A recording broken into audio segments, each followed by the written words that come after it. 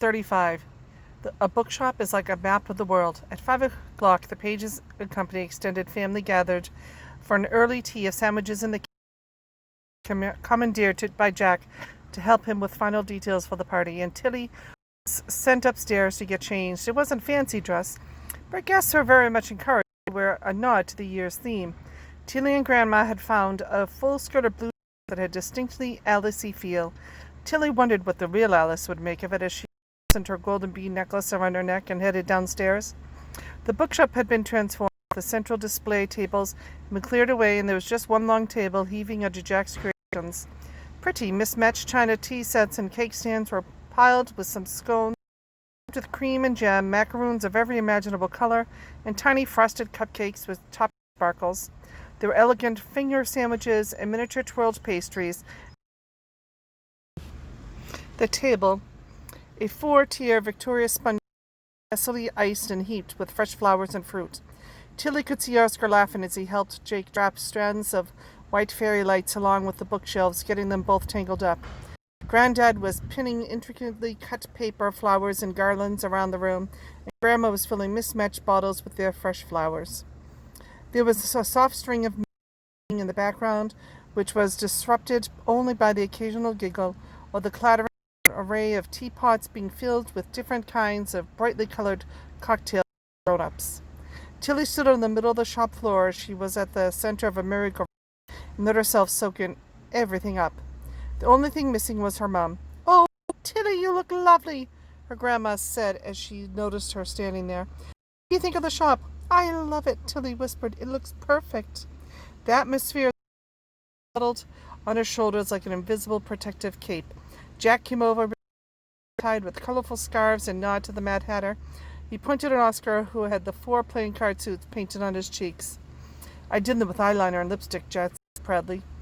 Guests soon started to trickle in, and Oscar and Tilly were on duty. People's coats, which they unceremoniously heaped into a pile in the stock cupboard. The bookshop was soon full of the noise of music, laughter, and glasses clinking. After an hour or so, Dad clambered up onto a chair and chinked a cake fork against his glass. "I just wanted to take a moment to say thank you to everyone for coming. And thank you everyone who visits Pages and Company and keeps us open and adventuring. Some people see a bookshop as an archive or a shrine or even a time machine, but I think a bookshop is like a map of the world. There are infinite paths you can take through it, and none of them are the right or wrong. Here in a bookshop, we give readers landmarks to help find their way, but every reader has to learn to set their own compass. So a toast," he said, raising his glass and looking directly at Tilly, "to finding your..." The crowd raised their glasses before erupting into cheers. As the Tilly and Oscar upstairs, Tilly had both her mum's copy of A Little Princess and a brand new edition in Pages and Company tote bag ready to compare with Chalk's version. "Okay, now which book should we use?" Tilly said, scanning the shelves. "Alice, because I've been there most of the times." "It seems like a safe choice as any," Oscar said, and the two of them linked their hands as Tilly read them into the final chapter. The smell of burnt was much stronger this time, no longer smoky and tempting, but achy-like. They'd been left on the fire for too long. Tilly felt the flip of her stomach, and as the walls folded down around them, leaving them standing in a lovely, carefully manicured with a large white house visible up on the hill. There's a stream of babbling somewhere nearby, and the garden was lined with blossom trees and rose bushes. "Alice, can you see anyone at all?" Oscar whispered, sounding slightly panicked. "No," Tilly said. "Maybe this was a bad idea after all." "There she is!" Oscar shouted suddenly, pointing down the hill, and Tilly tried to calm her breathing. She her finger and saw Alice lying under a tree, apparently asleep in the lap of a girl who looked remarkably like her, only a little older. "I guess that's her sister," she said. "This is the end of the book, after all. This is when she wakes up, and her sister says it was all a dream." "Hang on," Oscar said, outraged. "Alice in Wonderland ends with it all being a dream? But Mrs. Weber always told us that it's lazy storytelling to have it end as a dream." "Yeah, but then her sister has her own sort of dream and talks about telling it as a story to future children." "It sounds weird," Oscar said. "The whole book is... That's why people like it. They edged closer to the two girls and watched as Alice gently shook her awake, smiling. "Wake up, dear," she said. "What a sleep you've had." "Oh, I've had such a curious dream," said Alice. They could hear her telling you all her adventures in Wonderland, and as her sister listened, entranced, as she finished, her sister kissed her on the top of the head. "It was a curious dream, dear, certainly, but how? Now, run into your tea. It's getting late." And Alice dashed off up the garden toward the house as her sister lay back on the grass and in the late afternoon sun, thinking about the story she just heard. "Well," Oscar said. "We wait for the last page, I suppose," Tilly said nervously. Alice's sleeping sister. "It's nearly here." "What do you think will happen?" "Sure, but I'm rapidly realizing that a reading book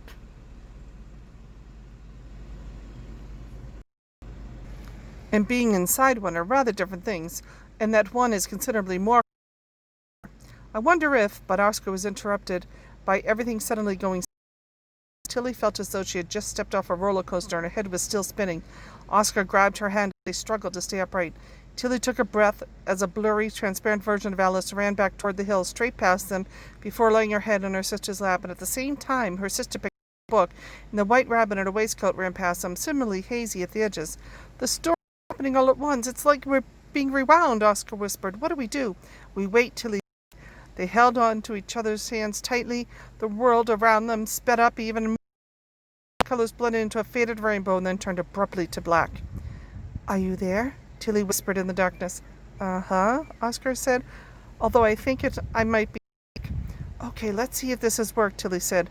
Letting go of Oscar's hand and feeling she followed them along and breathed a sigh of relief when she found a door and a light switch, roughly where she expected them to be. She flickered the light on, and they squinted into sudden brightness. They were standing in the middle of the same room that Tilly had stumbled into 2 days earlier. "We've done it," she said. "We're back at the underlibrary. I wonder why we always end up in this room." "Can you remember the way to Chalk's office?" And Tilly nodded and gestured along the corridor. They jarred briskly until they came to Chalk's office door. It was shut, and no light came on from inside. Tilly leaned very, very gently against the wood and could not hear anything. Taking a deep breath, she clicked open the door and opened her head round before giving Oscar a silent thumbs up and slipping inside. The office was as neat and bland as it had been in the last time. Tilly went straight over to the only case that didn't contain ledgers, running a finger down the spines and pulling a little princess. She sat cross-legged on the floor and started flicking through, trying to find the changed passage. Oscar sat on his feet up on the desk as he flicked through Chalk's diary. Minutes later, Tilly drew the book down on the floor in frustration. "It's changed back," she said. "The bakery bit is exactly like it's supposed to be. I swear that it was different." "Okay," Oscar said. "Maybe it's different copy or something. Or the change was just something to do with Chalk's job. Are you sure?" He joined Tilly on the floor, and the two of them pored over the 3 copies of the book.